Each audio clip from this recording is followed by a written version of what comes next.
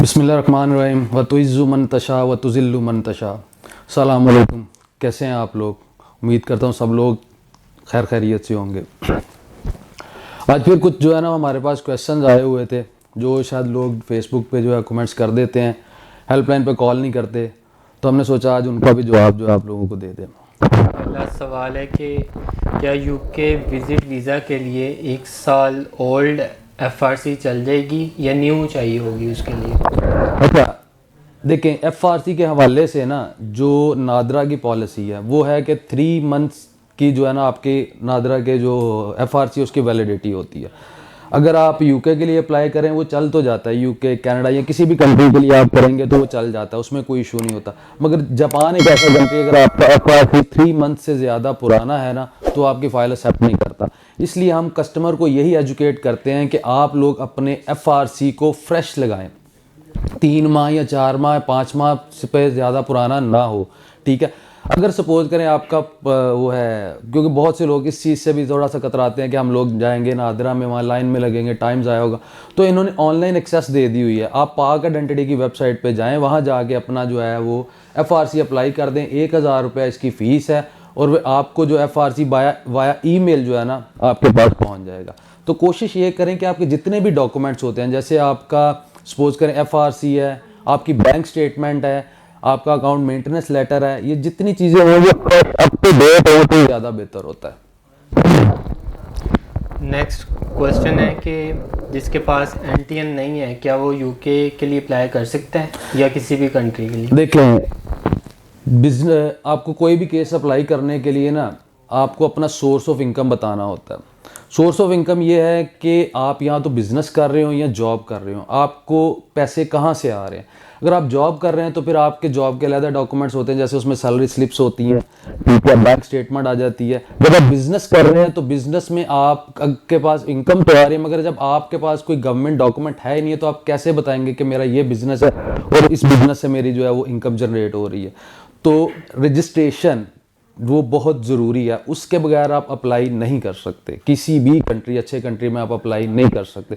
छोटे कंट्रीज़ जो ई वीज़ाज़ देते हैं, जैसे अज़रबैजान हो गया, दुबई हो गया, ऐसे कंट्रीज़ को आप बिल्कुल अप्लाई कर सकते हैं बगैर एनटीएन के। मगर यूके या दूसरे अच्छे कंट्रीज़ जो हैं उनको आप बिल्कुल भी अप्लाई नहीं कर सकते। अगला क्वेश्चन है कि थाईलैंड और दुबई के ट्रैवल हिस्ट्री के साथ आप कहाँ अप्लाई कर सकते हैं, किस कंट्री के लिए अप्लाई करें? देखिए, बात फिर वहीं पे आ जाती है कि थाईलैंड और दुबई की ट्रैवल हिस्ट्री वो एक अपनी जगह पे आपका अपना जो प्रोफाइल है वो बताएगा, आपकी बैंक स्टेटमेंट बताएगी, आपके बिजनेस के डॉक्यूमेंट या जॉब के डॉक्यूमेंट्स बताएंगे, आपका लेंथ ऑफ बिजनेस बताएगा, आपका पूरा प्रोफाइल हमारे सामने होगा। फिर आपको बता सकते हैं कि आप कहाँ पे अप्लाई कर सकते हैं।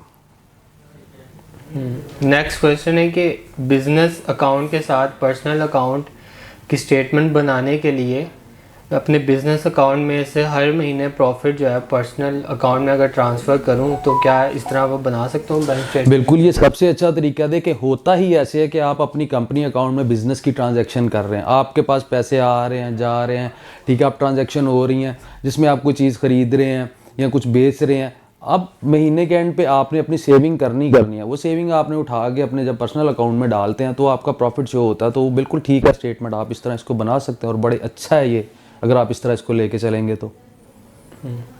अगला क्वेश्चन है कि टूरिस्ट वीज़ा या विजिट वीज़ा अप्लाई करने के लिए बिजनेस डॉक्यूमेंट ज़रूरी है? देखिए, मैंने अभी पहले भी आपको एक चीज़ बताई है कि आपने वीज़ा कोई भी अप्लाई करना है, टूरिस्ट वीज़ा अगर आपने अप्लाई करना है तो आपको अपना सोर्स ऑफ इनकम बताना है। या बिज़नेस करते होंगे या आप जॉब करते होंगे, जो भी कर रहे होंगे उनके डॉक्यूमेंट आपको लाजमी चाहिए, उसके बगैर आप अप्लाई नहीं कर सकते। अगला क्वेश्चन है कि 52 एज हो और बैंक स्टेटमेंट 35 लाख के राउंड अबाउट, तो फ्रेश पासपोर्ट पर किस कंट्री का वीज़ा आसानी से जो है वो मिल सकता है?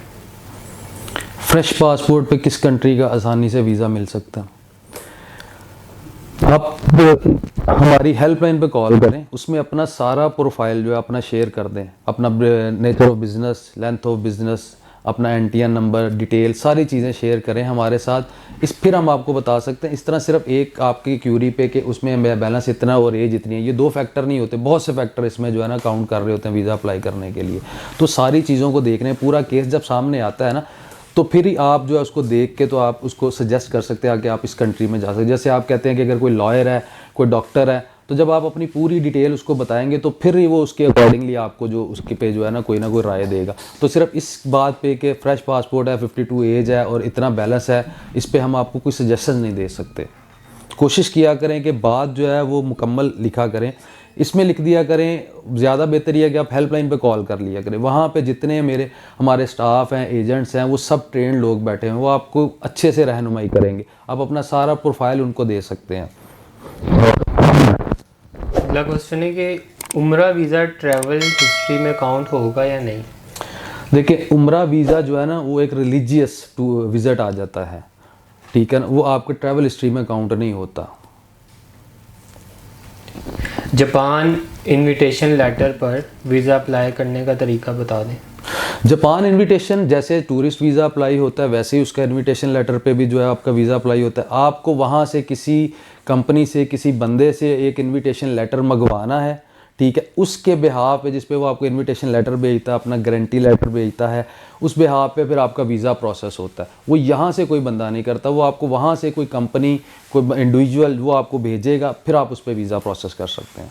हाँ, जापान के हवाले से एक और भी है आजकल के, अभी तक जो है उसके टूरिस्ट वीज़ा जो है वो उन्होंने सस्पेंड किए हुए हैं, और जो है सिर्फ इनविटेशन केस जो है अभी तक जो है वो एम्बेसी जो है उनके वो केसेस ले रही है, टूरिस्ट वीज़ाज़ को अभी इंटरटेन नहीं कर रही है।